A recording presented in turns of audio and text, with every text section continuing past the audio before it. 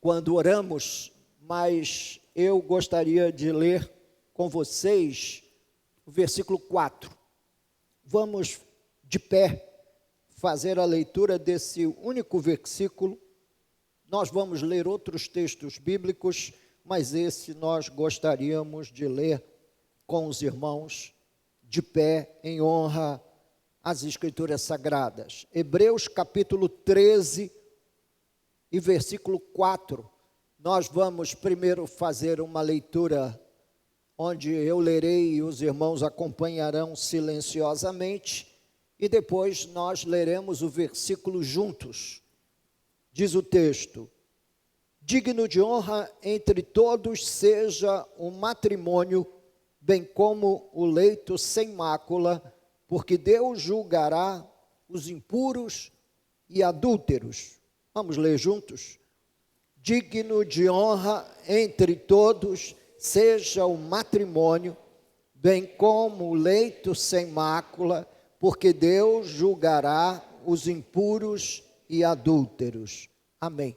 Pai, pedimos que o Senhor abençoe a exposição de sua santa palavra nessa manhã, que o seu povo seja alertado e ao mesmo tempo estimulado a perseverar em manter viva as bases de sua família e especialmente de seu casamento. Pai de amor e de misericórdia, nós nos lembramos de todos os casais que estão lutando com dificuldades, com a tentação do divórcio. Que a misericórdia do Senhor se manifeste, que a graça do Senhor nos cubra nessa manhã e que o Senhor desperte o nosso coração para compreendermos a dignidade que existe por trás do casamento, em nome de Jesus. Amém. Os irmãos podem tomar assento. Nós, sem sombra de dúvida, estamos vivendo um tempo de profunda banalização do casamento e normalização do divórcio. É que não somente o matrimônio vem se tornando um passo banal no meio da sociedade, como também o divórcio ou o descasamento, entre aspas, porque a Bíblia não ensina sobre descasamento. Todo o ensino bíblico vai na direção da sustentação do matrimônio, e a Bíblia faz severas advertências e nos dá orientações cada dia mais relevante para nós lidarmos com a tentação do divórcio. Porque nós não fazemos a menor ideia do quanto carecemos de Deus até que passamos por uma experiência extrema. Eu, como pastor, e já o sou há mais de 40 anos, operando no ministério, à frente de comunidades, igrejas, servindo como conselheiro, orientador aqui, ali, numa ou noutra dificuldade que os casais possam vir a ter.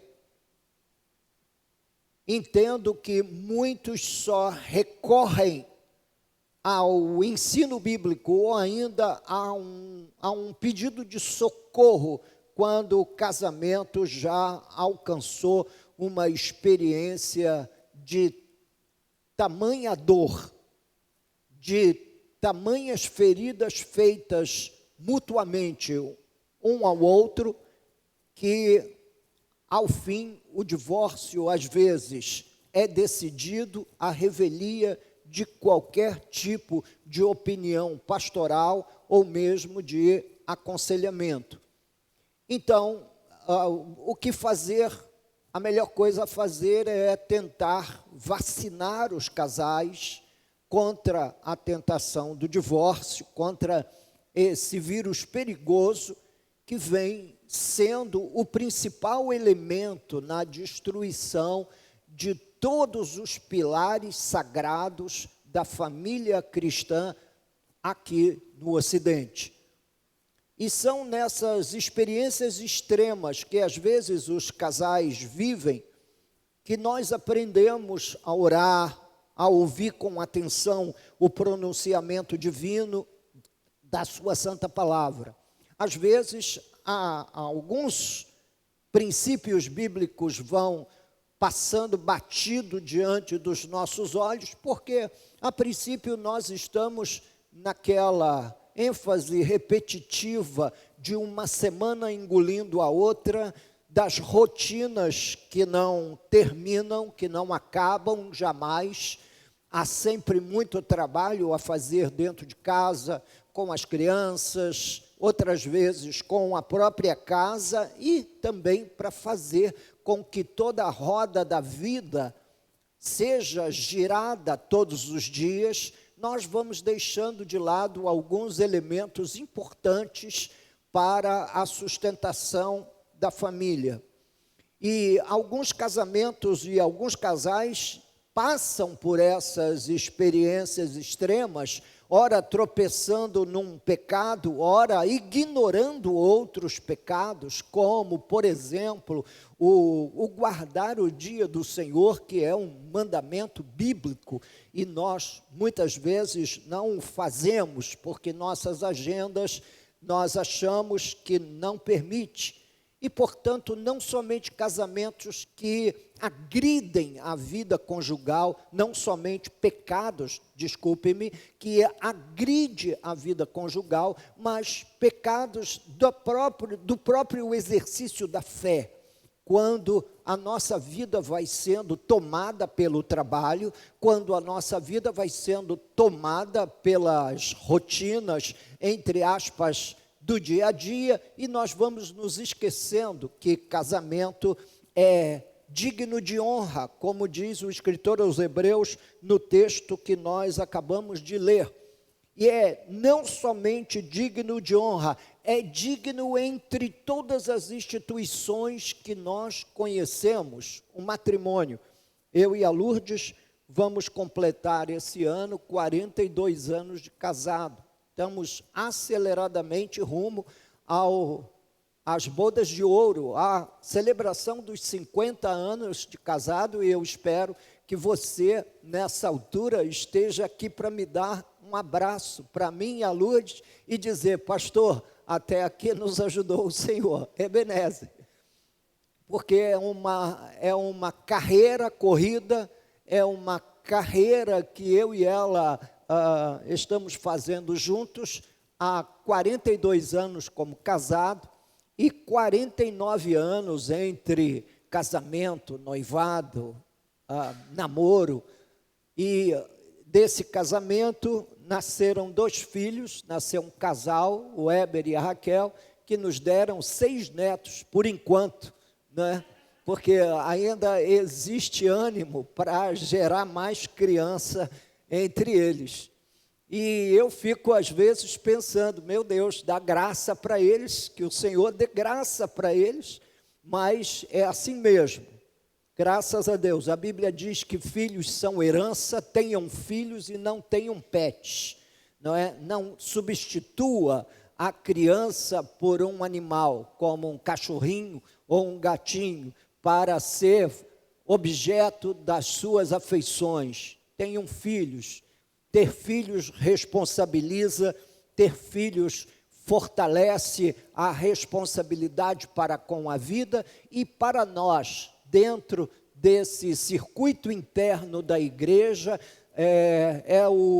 na verdade, é o exercício de criar família, de fazer uma família surgir para a glória de Deus. Para além dos problemas que os casais naturalmente lidam com os seus pecados pessoais e com outros que agridem o matrimônio, há uma cultura. Nós estamos imersos num caldo cultural de satisfação e prazer presente hoje no ambiente do Ocidente, no ambiente atual. Ameaça a crença e a prática do matrimônio como uma instituição divina, tentando normalizar o divórcio. Eu me lembro de um casalzinho que passou pelo meu gabinete pastoral e eu tenho 8 encontros com os casais que vão se casar aqui da igreja, precisa ser membro da igreja no mínimo 1 ano, depois passar por mais ou menos um rápido discipulado conjugal de 8 lições baseadas no Sermão da Montanha. Ao final dessas 8 aulas, eu estava conversando com eles e disse para eles, certamente vocês vão ter dificuldades, todo casal tem, mas é importante nessa dificuldade você perceber que o matrimônio é uma instituição divina e sólida. Aí ele disse, não, pastor, qualquer dificuldade a gente divorcia. Eu falei, não, se você tem essa imaginação, deixa eu dizer para você que isso não faz parte do corpo doutrinário do Evangelho. O divórcio não é um ensinamento direto biblicamente, mas uma concessão divina em virtude da dureza do coração dos homens. Foi o que Jesus respondeu aos fariseus na sua época, falando do divórcio, e porque Moisés permitiu dar carta de divórcio. Portanto, esta possivelmente seja a maior ameaça às bases divinas da família nos dias de hoje, é atentar contra o matrimônio. E talvez seja um dos ataques mais sutis que as trevas esteja fazendo contra a igreja nesse momento que antecede a vinda de Jesus. É tirar de nossos olhos, do frontal dos nossos olhos, a grandeza e a dignidade do matrimônio. E assim, muitos casamentos vão terminando, deixando muita gente doente no meio do caminho, vai deixando muita gente ferida no meio do caminho e imaginando que não há solução para eles, porque alguns desses casais já casaram e se separaram pelo menos mais do que uma vez. Casam, separam de novo, casam e separam. E muitas vezes imaginando que é um simples assinar de um documento. Mas não é um simples assinar de um documento. Deus, na verdade, tem dado a cada um de nós, seus filhos, orientações muito claras sobre como deve ser o casamento. Ele é uma instituição divina, monogâmica e heterossexual, como nos ensina lá a teologia da criação. E eu vou levar os irmãos a ler esses 2 textos comigo, Gênesis capítulo 1, 27 e 28, e Gênesis capítulo 2, dos versos 22 ao 25.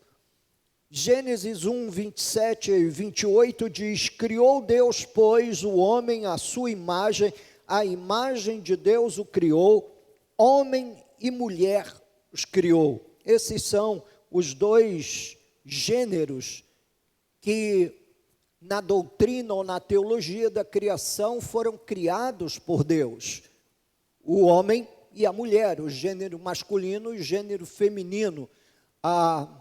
Depois do evento da psicanálise e da psicologia, já tem se tentado definir mais de 50 gêneros para o homem e a mulher. 50, eu não estou falando de 3 ou 4 ou 5, mais de 50. No entanto, a Bíblia diz que Deus criou o quê? O homem e a mulher. E Deus os abençoou e lhes disse, sede fecundos, multiplicai-vos, enchei a terra e sujeitai-a, dominai sobre os peixes do mar, sobre as aves dos céus, sobre todo o animal que rasteja pela terra. São as instruções que nós encontramos lá no início da criação do homem e da mulher.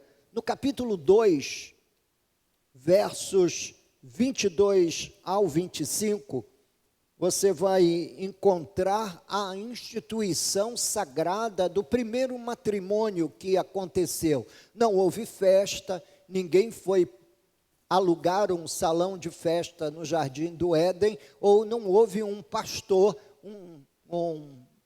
alguém que mediasse a cerimônia matrimonial do primeiro casamento, que está aqui em Gênesis, capítulo 2.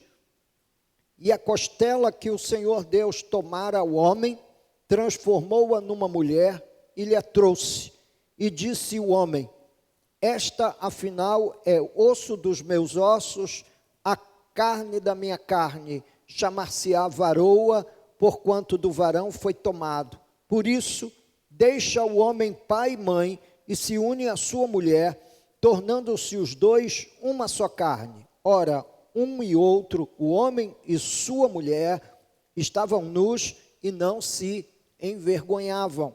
É o que a Bíblia Sagrada ensina sobre a instituição matrimonial, sendo o primeiro desses casamentos todos que aconteceram ao longo da história da humanidade, celebrado por Deus e na presença de Deus. Mas houve um contratempo aí com o pecado. Nós vemos o pecado assumindo formas destrutivas até mesmo da relação do primeiro casal. Nós encontramos na Bíblia Sagrada que o pecado trouxe um certo esfriamento conjugal até para Adão e Eva, e hoje eu não tenho tempo para trabalhar com os irmãos sobre esse detalhe, o que eu já fiz em ocasiões passadas aqui na igreja. Mas, em virtude do pecado humano, houve a possibilidade de se divorciar e acabou muitos casamentos pelo caminho, trazendo muita dor e sofrimento. E problemas sociais crônicos que tiveram que abrir outras lacunas na construção social do povo de Deus ao longo da história, por conta dessa dureza do coração. Muitas mulheres abandonadas, crianças que ficavam órfãs, sem um lar, por conta do divórcio. Então, o divórcio é um ataque ao princípio criacional da humanidade, uma aberta resistência ao que Deus estabeleceu desde o início. Divórcio não é uma possibilidade que os irmãos poderão lançar mão e encontrar alegria nisso. Não encontra alegria nisso. Mas, pastor, quando me divorciei, eu ainda não conhecia Jesus. É fato. Muita gente chega na igreja nesse estado.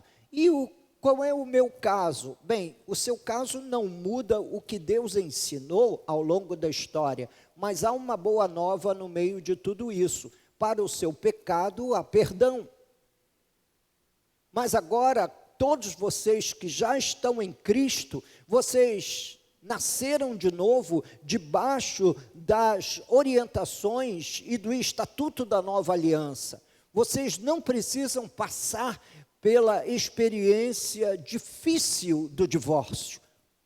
E isso não é um problema só que afeta a membresia da igreja, também afeta o corpo de líderes da igreja. Muitos pastores hoje, atualmente, não sei como o malabarismo que fazem com as escrituras, estão deixando suas esposas um pouco mais velhas e estão procurando mulheres mais novas. E isso a gente fala como sendo uma advertência para os irmãos e não um exemplo a ser seguido. Mas isso é um exemplo a nós simplesmente notarmos, entendermos que esse gênero de construção de vida conjugal e familiar ameaça a muita gente, inclusive ao corpo de líderes da igreja. E as motivações ao divórcio são tentações contínuas, mas na maior parte das vezes o problema é o pecado dele, dela e ainda, às vezes, o pecado de um contra o outro.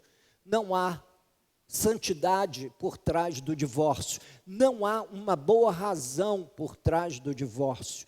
A Bíblia Sagrada, lá em Malaquias, um livro do Velho Testamento, um profeta do Velho Testamento, um profeta menor, ele diz lá em Malaquias capítulo 2, versículo 16, na Nova Versão Internacional: eu odeio o divórcio, diz o Senhor, o Deus de Israel, e também odeio o homem que se cobre de violência como se cobre de roupas, diz o Senhor dos Exércitos. Por isso, tenham bom senso, não sejam infiéis.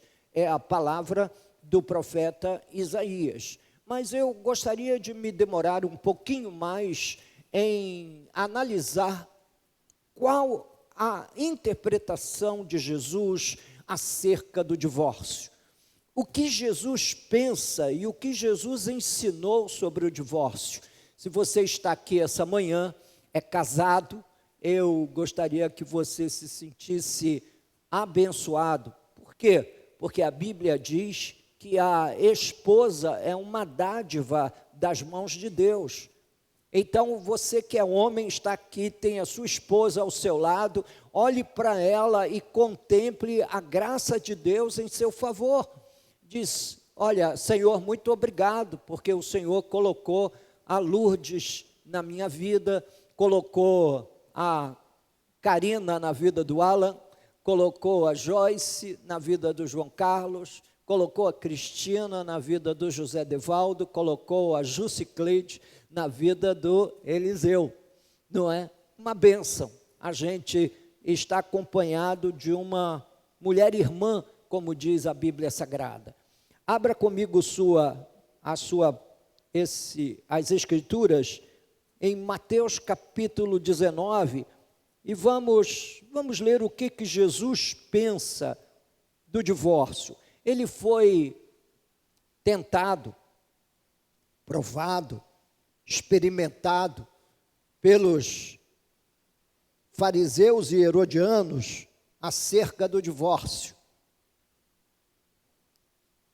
Vamos ler a partir do versículo 3. Vamos deixar as informações do verso 1 e 2 de fora da nossa análise. Vieram a ele alguns fariseus e o experimentavam, perguntando: é lícito ao marido repudiar a sua mulher por qualquer motivo? Então respondeu ele: não tendes lido que o Criador, desde o princípio, os fez homem e mulher? Jesus fez referência aos textos que nós lemos hoje em Gênesis 1 e Gênesis 2. E que disse: por esta causa deixará o homem pai e mãe e se unirá à sua mulher, tornando-se os dois uma só carne. Jesus cita a teologia da criação para os fariseus. Verso 6. De modo que já não são mais dois, porém uma só carne. Portanto, o que Deus ajuntou, não o separe o homem.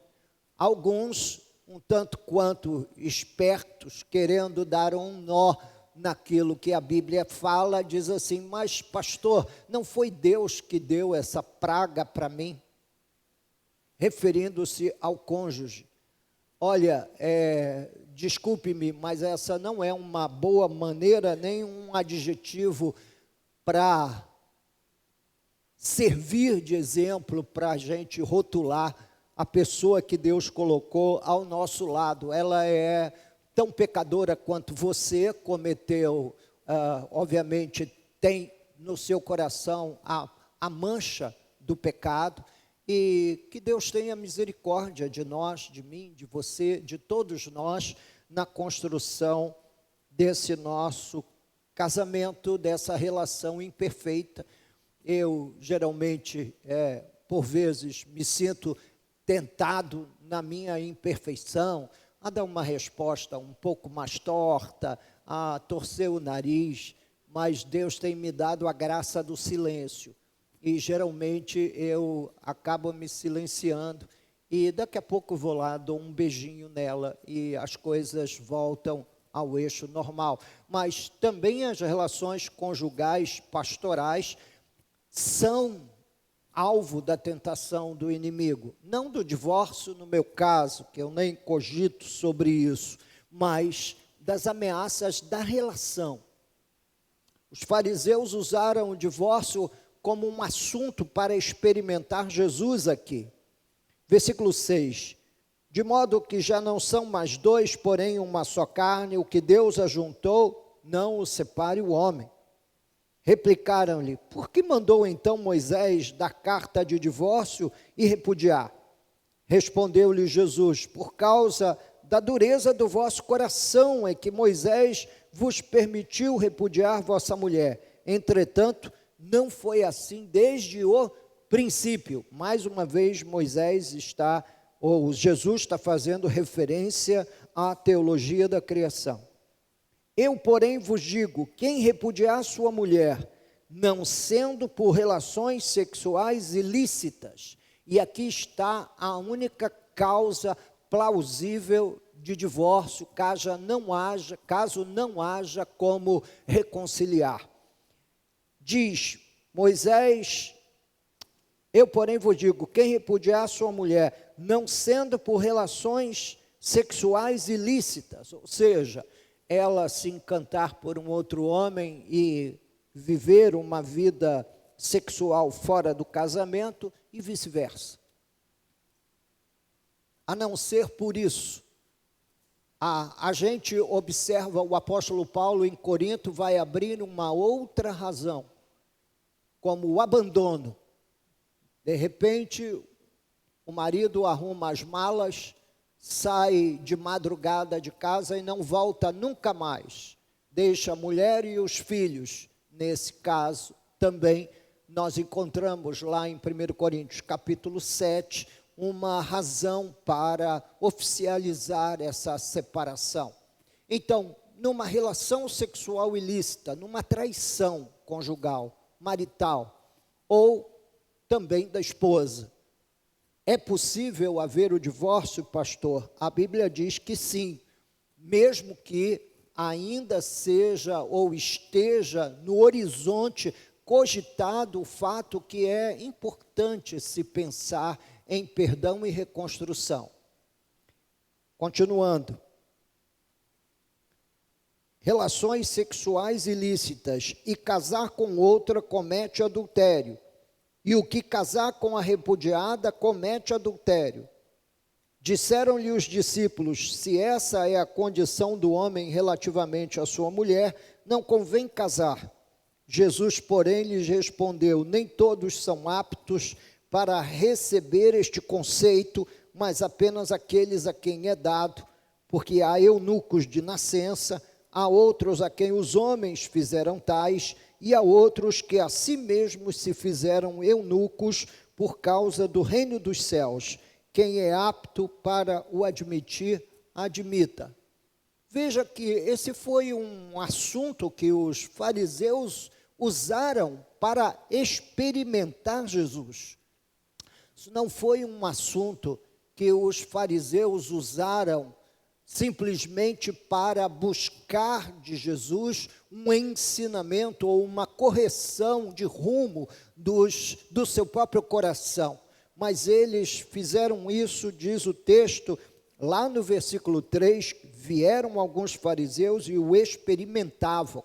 Foi uma razão para lançar um tropeço no ensino de Jesus, perguntando ou falando acerca do descasamento, porque aqui não se está simplesmente mencionando o divórcio como sendo uma única e exclusiva separação. Não, é uma separação para recasar, para casar outra vez, para casar de novo. E o que Jesus está falando é apontando para a teologia da criação, quando Deus cria homem e mulher, os casa e os ordena que multipliquem-se, encham a terra, e diz que essa é a razão pela qual o homem deixará seu pai e sua mãe, deixará a sua família de origem para ser, na verdade, a semente de uma nova família, e precisa deixar pai e mãe para se casar e fazer com que essa nova família surja a partir do casamento. É o que a Bíblia Sagrada ensina.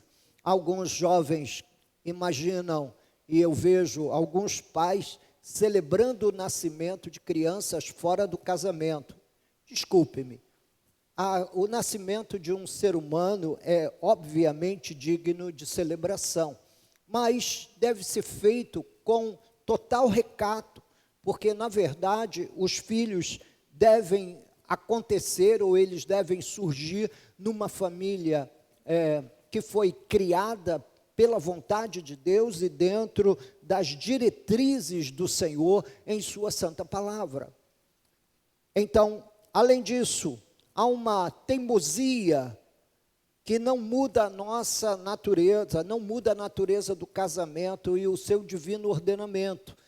Os nossos pecados, as nossas opiniões, a nossa maneira de interpretar à luz da cultura qualquer tipo de relacionamento entre um homem e uma mulher, não deve servir para nós, meus irmãos, de, digamos, fonte fidedigna de observação e interpretação das relações humanas. Nós somos cristãos, vivemos segundo aquilo que Jesus Cristo ensinou. Vivemos sob esses artigos da nova aliança que mostram o divórcio como sendo, na verdade, uma alternativa por causa da dureza do coração. E aqui, no texto que nós lemos, nós encontramos uma razão, digamos assim, real para haver uma separação. E a razão é a traição, a relação sexual fora do casamento. Mais uma vez eu retorno os irmãos ao verso 3, que usaram o tema divórcio como sendo, na verdade, um tema para experimentar Jesus, para lançar tropeços a Jesus. Pastor, o divórcio continua sendo um assunto controverso? Sim. Nós já perdemos pessoas aqui na igreja, porque eu tive que dizer para ele ou para ela que não era bíblico a sua separação, o seu divórcio. Mas, pastor, ele me trai. É um parênteses que a Bíblia ensina. Ele me abandonou com as crianças, foi embora.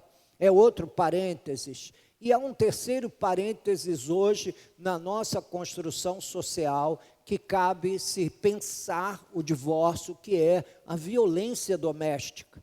Muitas mulheres são agredidas, muitas famílias são agredidas por homens violentos, porque diz que Deus não odeia somente o divórcio, mas também aquele que se cobre de violência como se vestindo roupas. Está lá escrito em Hebreus capítulo 13, versos 4 e 5. O matrimônio é digno, mas Deus odeia o divórcio, como também odeia o homem que se veste de violência. Então, você se veste de violência, vai para dentro da sua casa e bate na esposa. Eu fui pastor numa comunidade em que isso era uma cultura. Meu avô bateu na minha avó, meu pai bateu na minha mãe, portanto eu tenho que bater em você. E era um meio cultural, e eu dizia à igreja que o momento que você passa pela cruz e entra para dentro da igreja, você está sob outra cultura, e é a cultura do reino de Deus. Portanto, que os homens agressores iriam receber suas cartas de desligamento da congregação em casa, caso eu tomasse conhecimento de que algum deles, alguém ou alguns deles tivesse cometido esse pecado ou tivesse cometido esse tipo de agressão. Parece que a nossa compreensão sobre matrimônio importa como a compreensão de Jesus importou. É importante construir uma ideia clara do matrimônio. É importante construir uma ideia que esteja ajustada ao ensinamento bíblico. Nos versos de 4 a 6, eu retorno os irmãos, Jesus volta os seus olhos para a teologia da criação, para responder a pergunta se era lícito divorciar-se por qualquer motivo. É lícito eu deixar a minha esposa por qualquer motivo? E Jesus volta os seus olhos lá para a teologia da criação. Não tendes lido que o Criador, desde o princípio, os fez homem e mulher? O texto que nós lemos é em Gênesis 1, 27 e 28 e Gênesis capítulo 2, a partir do versículo 23, falando sobre casamento até o verso 25. Portanto, Jesus fez consulta e exposição bíblica para justificar sua posição. Da mesma maneira, nós fazemos exatamente isso. Nós lançamos mão do ensino que Jesus lançou para fortalecer a ideia de que casamento é uma instituição indissolúvel. Essa situação é uma situação pecaminosa. Pastor, aconteceu na minha vida quando eu ainda não tinha Jesus. A gente entende, a gente comete muitos erros antes de vir a Cristo. Ninguém chega à igreja 0 quilômetro, com todas as suas dívidas zeradas com o Criador. Nós chegamos na igreja, às vezes, arrastando um baú de problemas e dificuldades. Não é só numa área, mas em muitas outras áreas da vida. De modo que já não são mais dois, porém uma só carne. Portanto, o que Deus ajuntou, o quê? Não separe o homem. Então, não atente contra a instituição do matrimônio, que é uma instituição divina. O meu marido tem muitos problemas. Olha só, aqui vai um conselho pastoral. Todo ser humano dá sinais antes do casamento, e eu não falo só do homem, eu falo dele e falo dela. Eles dão sinais que às vezes os jovens não querem ver. Eu já orientei casais aqui na igreja e que hoje já não estão mais na igreja. É óbvio que não estão porque não gostaram do que ouviram. Eu falei, olha, se você casar com esse rapaz, ele tem esse problema, e você vai ter um grande problema na sua vida. Por isso, eu nem vou fazer a mediação cerimonial do casamento. Eu vou pedir que vocês, por favor, procurem um outro pastor ou uma outra igreja onde vocês possam se casar, porque esse casamento vai terminar. E dito e feito, o casamento terminou, e terminou mais cedo do que eu previa que terminaria, por conta da postura pecaminosa e daquela postura aguerrida no pecado. Eu não mudo jamais, eu não mudo sob pretexto algum. Meus irmãos, mudar faz parte da vida cristã. A Bíblia diz que a vereda do justo é como a luz da aurora, que vai brilhando mais e mais, sugerindo uma mudança diária na vida. Todos nós estamos abertos a mudanças e transformações. E você precisa entender que a vida cristã é esse crescimento até a plena estatura de Cristo, até que você seja confundido com Jesus. É esse o grande elemento e alvo final da vida cristã, é que nós cresçamos sempre. eu disse: esse moço não gosta de trabalhar, minha filha. Esse moço não gosta de estudar. Todas as reclamações dos pais desse moço foi na direção de que ele não gosta de trabalhar, não gosta de estudar, e você vai se casar com ele. Pastor, eu o amo. Isso não é um amor, não é? E realmente, às vezes, a gente diz que o amor é cego. Né? Isso não é uma questão de amor cego, isso é questão de você não fazer uso da inteligência para fazer uma opção que seja minimamente coerente com o ensino bíblico. E aí o que acontece? Casou-se, mais tarde a estratégia é a seguinte: quando o casamento começa então a andar pelo caminho que o pastor previu, eles desaparecem do culto, não comparecem mais à igreja, não vêm mais aos domingos, passam a vir apenas nas grandes celebrações da igreja, nos cultos que nós fazemos aqui e ali, dão o ar da graça, mas a gente já sabe que a frieza tomou conta da relação, como tomou conta também da relação com Deus. Geralmente as relações terminam quando essa relação com Deus é abalada. Portanto, nada mais importante do que amar a Deus acima de todas as coisas. E depois vem os outros amores, porque a Bíblia fala de outros amores. Na nossa língua só há amor e ódio, mas a Bíblia fala que há amor de amigo para com outro amigo, que é o amor filéu. A Bíblia fala do amor storgê, que é o amigo, é o amor familiar, é aquele amor que nós temos pelo tio, pela tia, pelo avô, pela avó, pelo neto, pelo sobrinho, pelas pessoas que vão crescendo no nosso circuito familiar. A Bíblia fala do amor ágape, que é esse amor espiritual, esse amor segundo Deus tem, desfruta e compartilha. Esse amor espiritual, esse amor divino. Portanto, e a Bíblia vai falar também do amor romântico, que é de onde vem a palavra erótico, usando o termo grego eros, falando do amor de um homem para com uma mulher no matrimônio. Então, a ideia é que o amor ágape, esse amor espiritual, esse amor que nós aprendemos a ter a Deus a partir da fé em Jesus, cresça em nosso coração, para que os outros amores depois possam vir a ser banhados por esse imenso oceano de amor a Deus.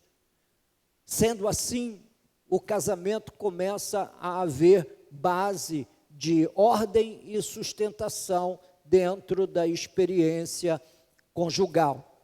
Em Mateus capítulo 19, versos 7 e 8, replicaram-lhe, no texto que nós lemos: por que mandou então Moisés dar carta de divórcio e repudiar?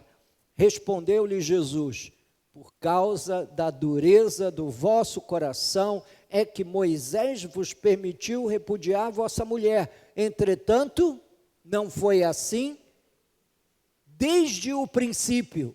É onde Jesus vai construir todo o seu fundamento teológico sobre o matrimônio. É no princípio. Eu, porém, vos digo: quem repudiar a sua mulher, não sendo por causa de relações sexuais ilícitas, e casar com outra, comete adultério.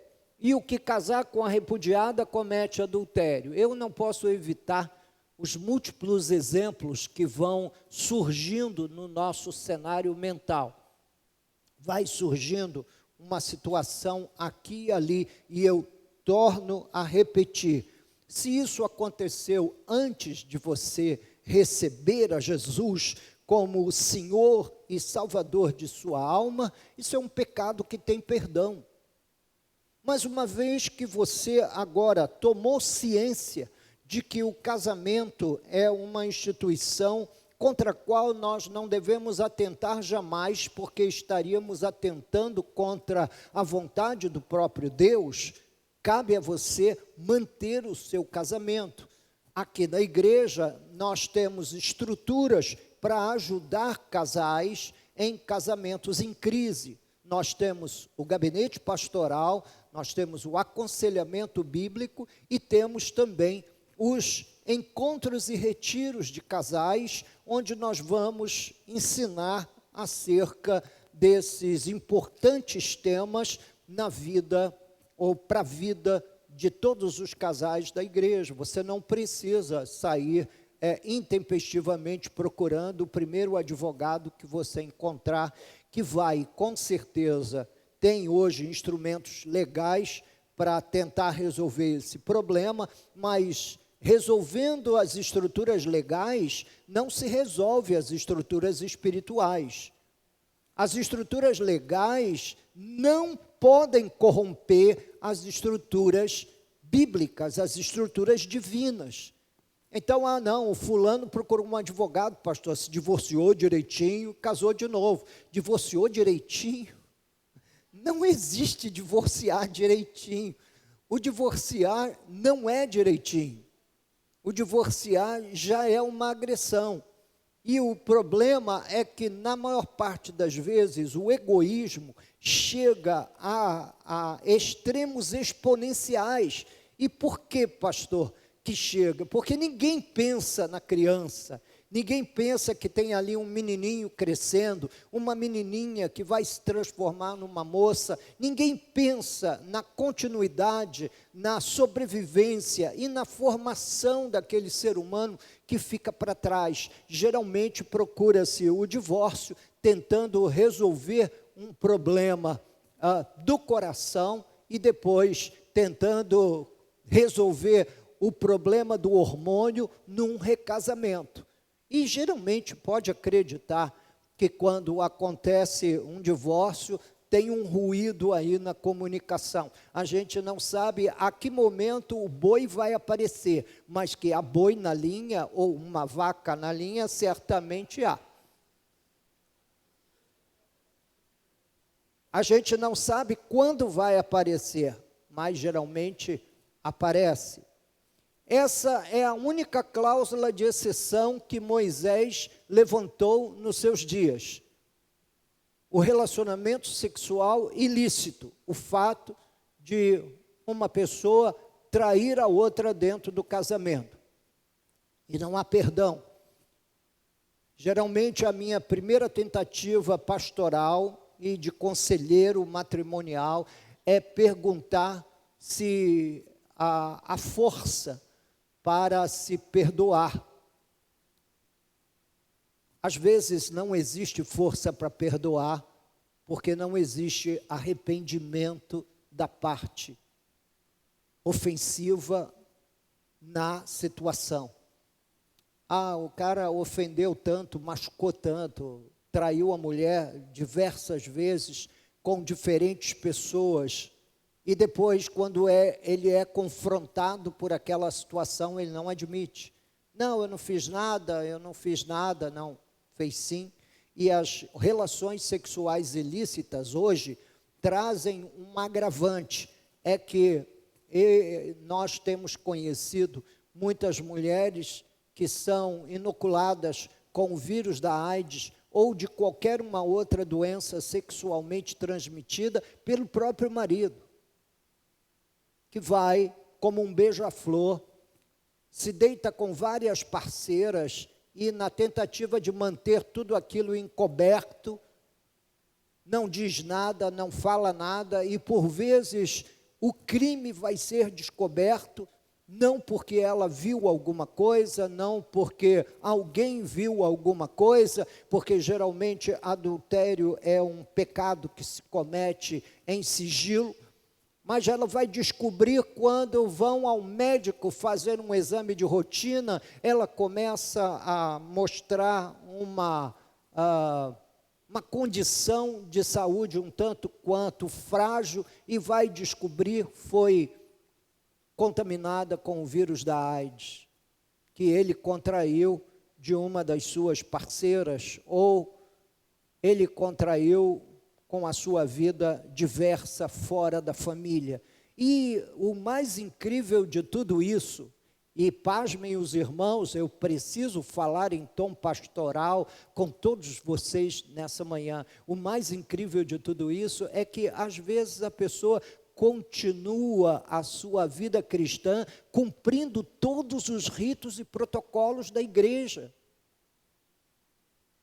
Continua dando o seu dízimo, continua vindo à igreja, continua engrossando o coro dos cânticos, e quando vai se descobrir, a coisa já assumiu, meus irmãos, proporções gigantescas. E aí, quando o pastor para fazer a intervenção bíblica, vamos conversar, vamos sentar, vamos ver aí, vamos puxar o custo do prejuízo e vamos nos arrepender diante de Deus, não há um desejo de arrependimento. O fato é que todos esses problemas nós abordamos na semana passada, na multiplicidade da sexualidade cabível hoje pela cultura.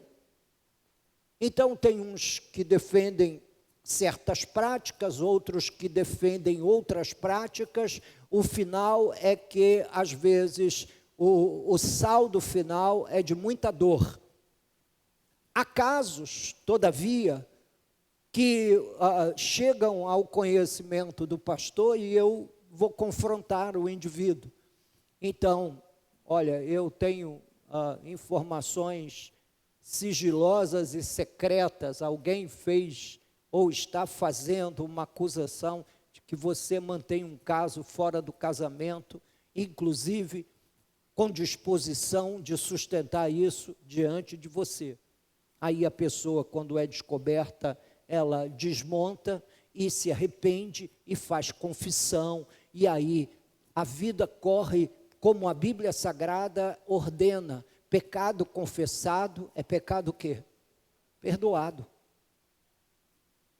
A Bíblia Sagrada ordena, mas há outros que querem esconder o seu pecado, manter o seu pecado em oculto, e depois que são descobertos e são confrontados, quer manter a pessoa ou as pessoas que foram a parte do seu adultério ou parte da sua traição cobertas. Há muitas questões de ordem socioespirituais que a igreja precisa tomar posição. Às vezes não é do agrado das pessoas a posição que a Bíblia Sagrada toma. Às vezes nós queremos esconder tudo isso. Gente, pelo amor de Deus, longe de mim ser mais temido do que o próprio Deus. Longe de mim que a minha congregação me tema mais do que teme a Deus. É importante que você tema a Deus, que essas questões estejam claras diante dos seus olhos, que por causa de relações sexuais ilícitas em Mateus 19:9, há um parênteses, há uma cláusula de exceção. Também o abandono em 1 Coríntios capítulo 7, versos de 10 a 15, é uma outra cláusula de exceção, quando uma pessoa é abandonada, quando ela é esquecida, deixada na pista com os filhos e com os boletos. Às vezes isso acontece quando nasce uma criança especial daquele casamento. Como eu fico com meu coração cortado. Nós temos uma pessoa vizinha nossa que foi largada pelo marido quando ele descobriu que o filho era autista, que o garoto tinha problemas. Bem, ter problema é uma razão ainda maior para que o pai fique ao lado, dando sustentação à vida daquela criança. Mas não, ele acabou assumindo uma posição de abandono do lar, do casamento, e se juntou com outra pessoa e contraiu uma outra família. Meus irmãos, esses relacionamentos são relacionamentos que a Bíblia Sagrada fala e chama de relacionamentos pecaminosos. É o pecado que está na raiz de todo o drama conjugal. É o pecado. E como se resolve o pecado? Assumindo que é um pecado e confessando, abandonando esse pecado diante de Deus.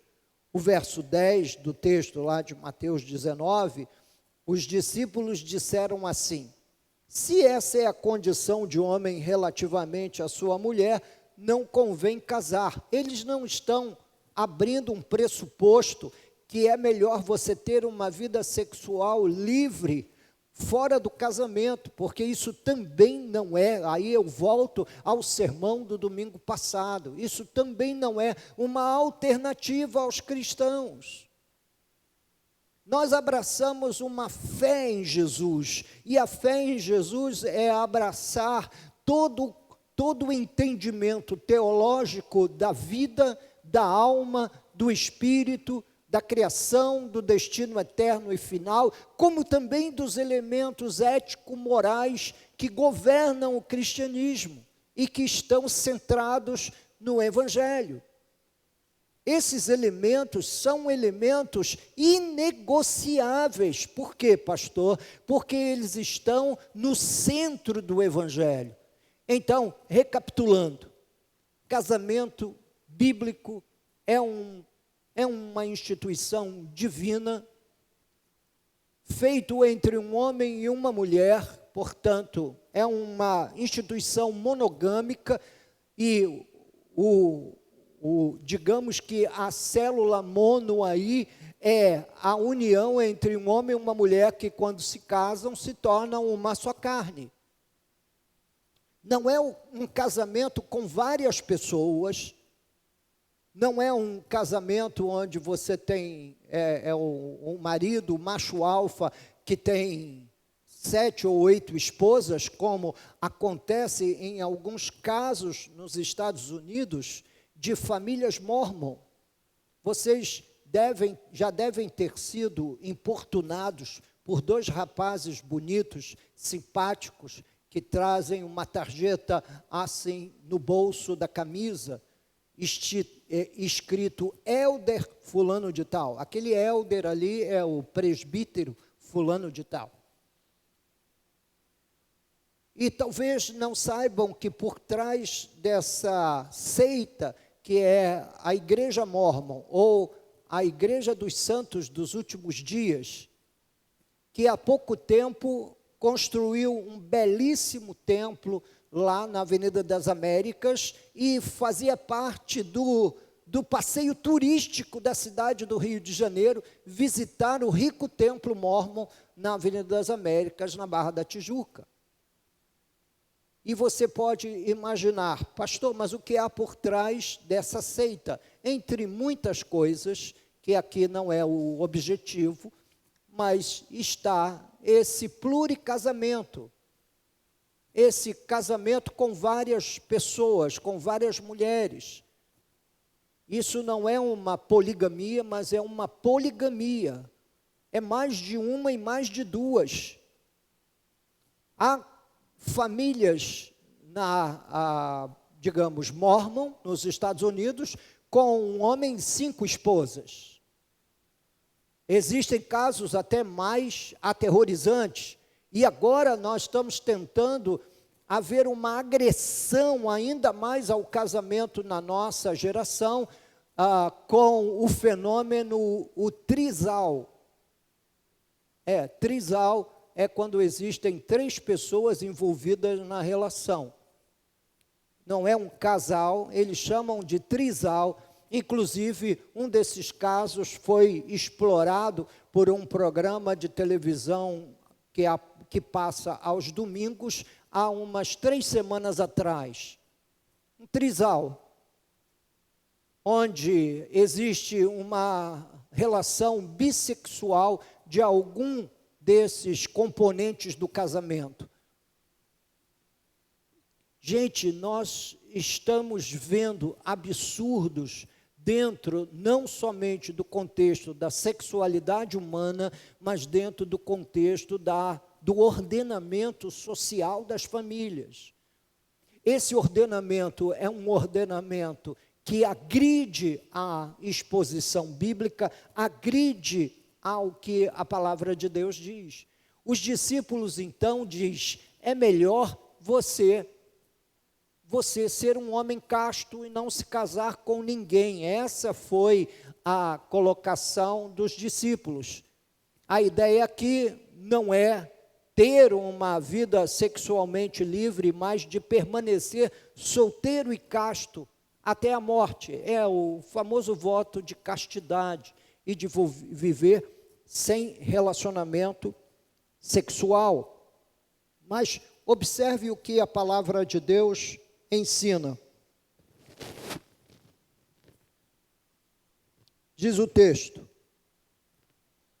se essa é a condição do homem relativamente à sua mulher, verso 10, capítulo 19, verso 10. Jesus, porém, lhes respondeu: nem todos são aptos para receber este conceito, mas apenas aqueles a quem é dado. A castidade não é uma circunstância que abarca a humanidade em peso. Se ele tivesse dado essa graça a Adão, nós não estaríamos aqui. A ideia é que Jesus vai dizer que há eunucos de nascença, nascem sem apetite sexual. Há eunucos que os homens fizeram tais. E que são esses que os homens fizeram tais? São eunucos de haréns reais, são homens que tomam conta do harém real. E eram eles emasculados, eles passavam por uma intervenção ali cirúrgica primitiva que os emasculava e que os impedia de ter relações sexuais com as mulheres que eles iam tomar conta no harém. Esses são os tais que os homens fizeram eunucos. E há os que se fizeram eunucos pelo reino de Deus, que é o quê? É um apóstolo Paulo da vida, que não se casa, não tem nenhum relacionamento com nenhuma mulher, não contrai família, porque ele não quer rivais dentro do contexto do reino de Deus. Ele quer trabalhar livremente pela causa do mestre, sem ter as responsabilidades que um homem casado tem. E por isso, a si mesmo se fizeram eunucos pelo reino de Deus. Obviamente que vão passar pela luta e pela tentação. Mas casamento é o grande sinal que Deus coloca diante dos olhos de homens e mulheres. O apóstolo Paulo, lá em 1 Coríntios capítulo 7, ele vai dizer: quanto ao que me escreveste, é bom que o homem não toque em mulher. Ou seja, que ele seja um homem casto para a glória de Deus, para viver lá a sua vida para a glória de Deus. Mas, por causa da impureza, cada um tem a sua própria esposa e cada uma o seu próprio marido. É o que ensina as Escrituras. Versículo 11, mais uma vez, Jesus responde: nem todos são aptos para receber o conceito da castidade, mas apenas aqueles a quem é dado. Castidade não é para todos. Neste caso, o casamento é um conforto para homens e mulheres que se casam, têm seus filhos e continuam servindo e adorando a Deus e convivendo dentro do espectro das responsabilidades que uma família traz. Você casa e você não divide despesas, as despesas dobram, porque agora são duas pessoas, as despesas dobram, as lutas, meus irmãos, dobram também, porque agora há filhos para cuidar, há uma série de situações do mundo da relação entre um homem e uma mulher em casamento, que vai se abrir para você naquele universo. E aí eu volto para terminar com as palavras de Jesus lá em Mateus 19:12. Há eunucos de nascença, há outros a quem os homens fizeram tais, e há outros que a si mesmos se fizeram eunucos por causa do reino dos céus. Quem é apto para o admitir, admita. Capítulo 19, versículo 12 do ensino de Jesus. 3 circunstâncias que englobam a castidade, que envolvem a castidade. Há eunucos de nascença, é o nascimento sem estimulação sexual, nasce com algum problema na fabricação e no desenvolvimento dos hormônios. Há outros que os homens se fizeram tais, já não existem mais esses segmentos no estilo de sociedade que nós temos no Ocidente. Não existe mais haréns, não existe mais reis como Salomão, cujas esposas e concubinas era aproximadamente mais de 1.000 mulheres, e há outros que a si mesmos se fizeram eunucos por causa do reino dos céus, e assim a gente encontra nesse contexto o apóstolo Paulo. E eu coloquei esse importante detalhe para não me esquecer de falar, que eu conheci a Cristo depois do meu divórcio. É um fato, a pessoa se converte depois de já ter passado pela experiência dolorosa do divórcio. Mas agora que você tomou conhecimento, entende a coisa, pessoas que estão nessas condições, que conheceram a Jesus depois do seu divórcio, têm o seu pecado perdoado. É óbvio que sim, mas precisam entender que seu primeiro casamento foi destruído por conta do seu pecado, ou do pecado dela, ou do pecado de ambos. Geralmente é por conta do pecado de ambos. Eu conheci a Cristo depois do meu divórcio. Se essa é a sua condição, fique em paz. Passe agora a olhar com mais,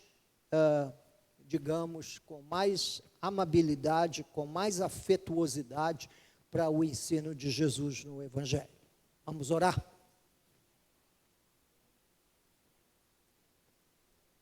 Oh, meu Deus,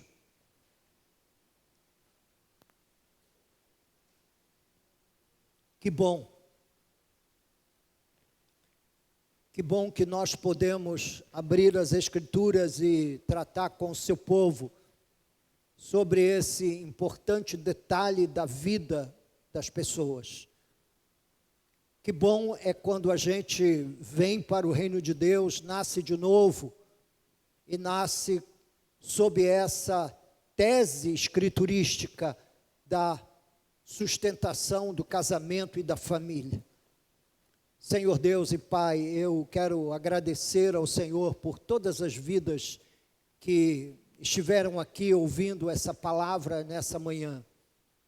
Ó Deus, toca seu coração para que estejam hoje à noite conosco outra vez e que a gente possa te servir, te adorar na beleza da tua justiça e santidade. Sustenta nossos relacionamentos, sustenta meu casamento com a Lourdes, Senhor. Ele se mantém de pé por causa da tua presença e porque todo o tempo nós estamos, ó Deus, batendo a tua porta para que o Senhor nos socorra em nossa fraqueza. Ajuda os casais mais jovens a vencerem toda a tentação nessa área e que em nome de Jesus o Senhor abra portas para que nós continuemos a colecionar anos de convivência até o dia em que a morte interromperá a nossa trajetória conjugal. Abençoa meu irmão, abençoa minha irmã, abençoa